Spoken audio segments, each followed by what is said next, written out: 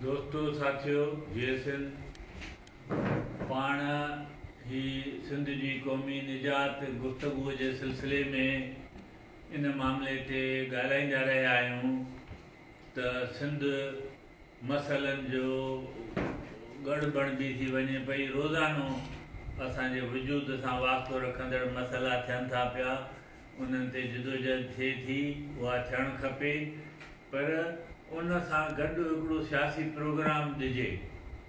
मां इन ते हिक खां वधीक दफ़ा ॻाल्हि तव्हांजे आॾो रखी आहे त जॾहिं सिर्फ़ु इशूज़ ते असां हलूं था त उहा इनडायरेक्टली फ्री हुक्मराननि जे एजेंडा ते ॻाल्हि हली वञे थी, छाकाणि त मसइला पैदा करणु हुक्मराननि जे खाॿे हथ जो कमु आहे। रोज़ानो नओं मसइलो असांजे लाइ पैदा कनि था। मूं मिसाल बि ॾिना सिंध जे वेझे माज़ीअ जी तारीख़ मां त असां हिकिड़े मसइले जे पोयां हूंदा आहियूं त हुक्मरान वरी ॿियो मसइलो कंदा आहिनि, असां उनखे छॾे वरी ॿिए ते लॻंदा आहियूं त वरी हू टियों शुरू कंदा आहिनि, वरी ॿियो पोइ ते रहिजी वेंदो आहे। हू पंहिंजा मक़सद पूरा कंदा वेंदा आहिनि। त गुज़िरियल 2-3 हफ़्ता जेकॾहिं असां ॾिसूं त उहे इन ॻाल्हि खे बिल्कुलु सिज जी रोशनीअ वांगुरु असांजे साम्हूं चिटो करे था बीहारनि। कुझु ई वक़्तु अॻु में सिंध में कूड़नि डोमिसाइलनि जे ख़िलाफ़ तहरीक हले पई। सही ॻाल्हि ई पंहिंजी जाइ ते, कूड़ा डोमिसाइल सिंध खे नुक़सानु ॾींदड़ ॻाल्हि आहे। उहा हली पई त भाषा डैम जी ॻाल्हि अची वई, वरी हू पोइ ते रहिजी वई। भाषा डैम ते जदोजहद थी जेका सही थियणु खपे उन जे ते। पोइ कुझु ॾींहं गुज़रिया त चयूं त कराची खे सिंध खां अलॻि था कयूं, कराचीअ खे मर्कज़ जे हवाले था कयूं, वरी उन ते जदोजहद पे हली त वरी ऐलान थियो त पाकिस्तान में हिकु तालीमी निसाब हूंदो, हिकु ॿोली हूंदी, उर्दू ॿोलीअ में थींदो, ऐं सिंध जे कुझु हिसनि में सिंधी ॿोली हलंदी। यानी इहो बि सिंध खे विराइण जो मनसूबो हिकिड़ो। ऐं उन सां गॾु सिंध जे एॾी तरक़ी याफ़्ता ॿोलीअ जी तौहीन इहा हुजे त उहा इन लाइक़ु न आहे त उनखे सॼी सिंध में लागू कजे। ऐं ॿियो अञा वाक़ियो थियो जंहिंखे असां नज़रअंदाज़ कयो आहे। मां चवंदुसि त ऐलान थी वियो त गैस सिंध में 15 अक्टूबर खां 6 महीननि लाइ बंदि हूंदी। यानी गैस 70% सिंध पैदा करे थी, मुल्क हले, उन ते मुल्क जा कारखाना हलनि, इस्लामाबाद जा, लाहौर जा एवान उन ते सियारे में गरम थियनि, सिंध जे लाइ गैस कोन्हे को, माना सिंध जे वसीलनि ते कब्ज़ो।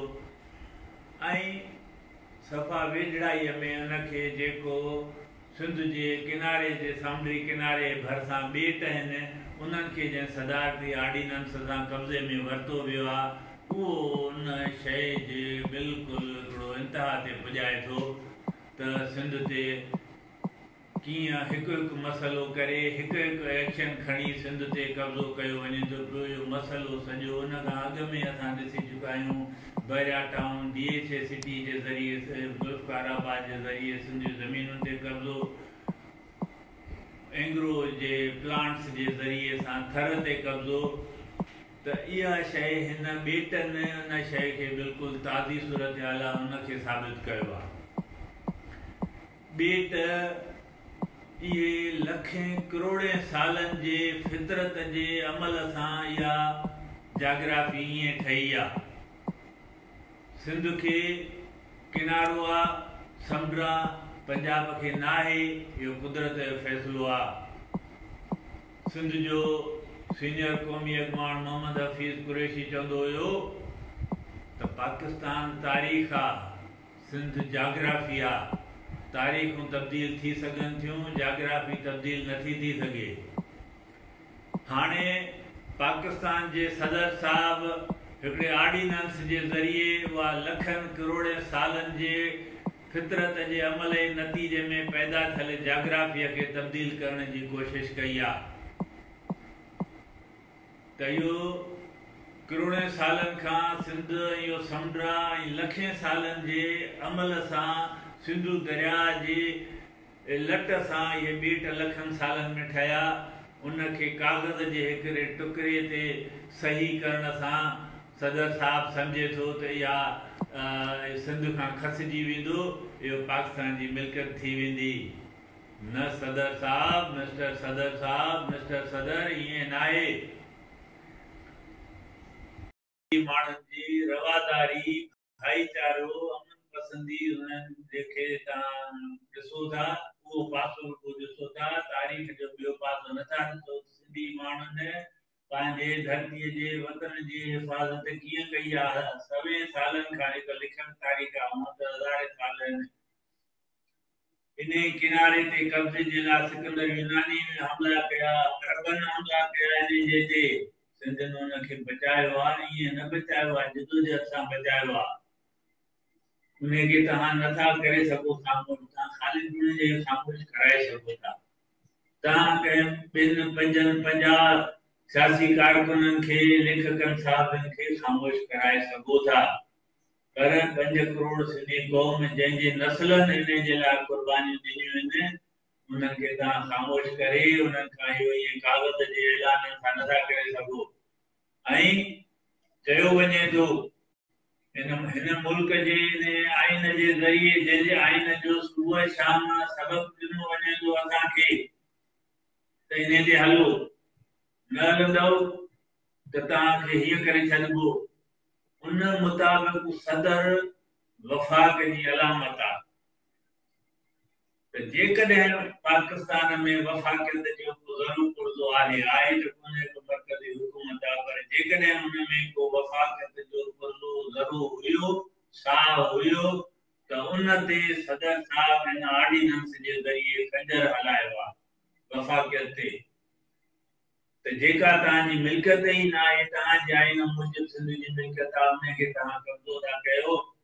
पोइ जॾहिं तव्हां मुल्क जे इन आइन खे टोड़ियो, त पोइ सिंधी माण्हुनि खां उन ते अमल जी कीअं तवक़ो था कयो? आम सिंधी माण्हू या आम पाकिस्तान जो माण्हू त इन आइन सां वफ़ादारीअ जो हलफ़ कोन थो खणे न। पोइ बि उन तव्हां तवक़ो कयो था त उहो इन ते सख़्तीअ सां अमल करे।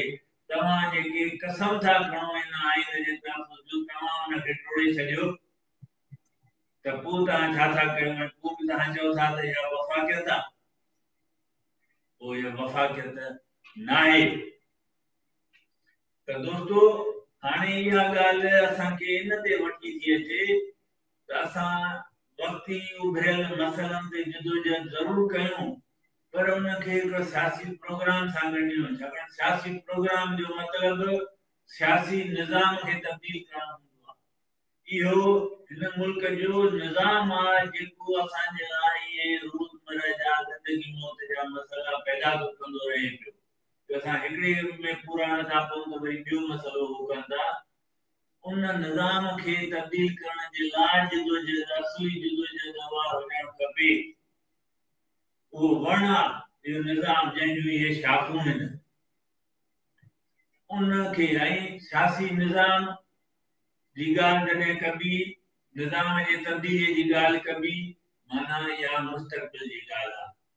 ऐं मुस्तक़बिल खे सही तरीक़े सां तॾहिं जोड़े ठाहे सघिबो जॾहिं हुनखे माज़ीअ सां जोड़ींदासीं। त असां बिल्कुलु हिकिड़ी मुख़्तसर नज़र विझूं था माज़ीअ ते ऐं हाल ते, ऐं पोइ मुस्तक़बिल जी ॻाल्हि कयूं था, यानी सियासी प्रोग्राम जी ॻाल्हि कयूं था। त पाकिस्तान 1947 में ठहियो आहे। उन खां अॻु में पाकिस्तान कोन हो, पर सिंध हुई, ऐं सिंध हिकु मुल्क जी सूरत में हुई।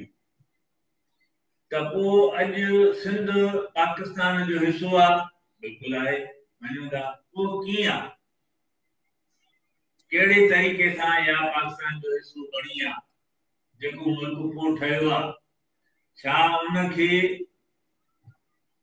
लश्करकशीअ ज़रिए फतह कयो वियो? न, सिंध हिकिड़े मुआहदे तहत पाकिस्तान जो हिसो थी आहे। उहो मुआहदो जंहिंखे पाकिस्तान जा हुक्मरान, पाकिस्तान जा दानिश्वर सभु उनखे मञनि था, उहो आहे 1940 जी लाहौर करारदाद। ॿियो को दस्तावेज़ कोन्हे को, ॿियो को ज़रियो कोन्हे को के ॾेखारे त सिंध जेका समय 1000 सालनि खां हुई, 147 में ठहंदड़ मुल्क जो कीअं थी। उहा 40 जी करारदाद जे ज़रिए सां सिंध हुन में शामिल थी आहे। ऐं हाणे जॾहिं तव्हां सभिनी शयुनि खे लताड़ियो था, जीअं हाणे मूं चयो त 73 जो आइन तव्हां चयो त इहो मुक़दस आहे, तव्हां हुन जो बार बार कयो था। सिंधी माण्हुनि वेझड़ाईअ में 73 जे आइन जे बहालीअ लाइ हज़ारे जाननि जी कुर्बानी ॾिनी 80 जे ॾहाके में। उन्हनि पीपल्स पार्टी जे पोयां लॻी ऐं चयो त बाबा 73 जो आइन बहाल थींदो त सिंधियुनि खे हक़ मिलंदा। सिंधी माण्हुनि उन जे लाइ ॾिनी कुर्बानी। तव्हां उन आइन ते छुरी पायो था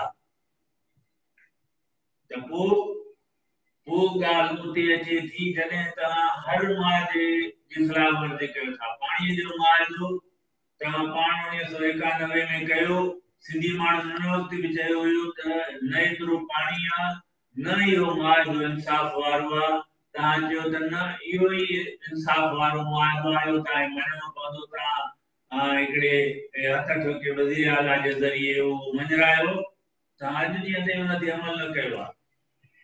त जॾहिं हर पंहिंजे कयल फ़ैसिले ते जंहिंखे सिंधी माण्हू सही न सम्झंदे बि इन लाइ क़बूल कंदा आया आहिनि त ठीकु आहे, मन का दुरुस्ती अचे। पर जॾहिं सूरत हाल ख़राब खां ख़राब करण जे बद खां बदतरीन ॾे थींदी थी वञे पई ऐं हाणे हिते अचे पुगी आहे त सिंध जो जीअं मूं चयो त लखे सालनि जो किनारो आहे, उनखे तव्हां कागज़ ते कब्ज़ो था कयो। माना आख़िरी सिंधियुनि खे तव्हां मैसेज ॾियो था उनजे ते त तव्हांजो हिन धरतीअ ते को हक़ न आहे। त पोइ सिंधी माण्हू हिन में हक़ बजाने पवनि इहा ॻाल्हि कनि त हाणे मामलनि खे उन मुआवज़े जे मुताबिक़ हलाइणो पवंदो जंहिं तहत मुल्क ठहियो ऐं जंहिंजे बुनियाद ते सिंधी माण्हू हिन में शामिल थिया।